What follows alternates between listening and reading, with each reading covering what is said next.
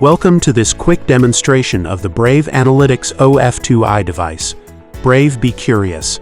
A powerful, intuitive, and fully automated tool for particle analysis with minimal sample preparation. First, let's prepare a sample. This sample is an oil-in-water emulsion. We choose the appropriate dilution ratio and dilute.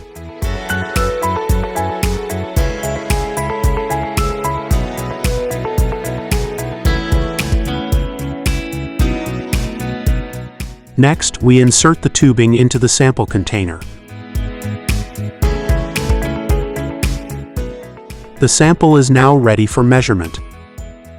We configure the measurement in the Hans software. The software guides us step by step through the settings.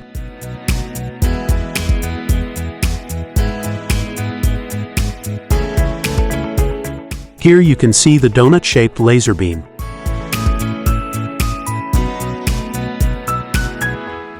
This is the live stream of particles currently passing through the measuring cell. Each line represents a single particle.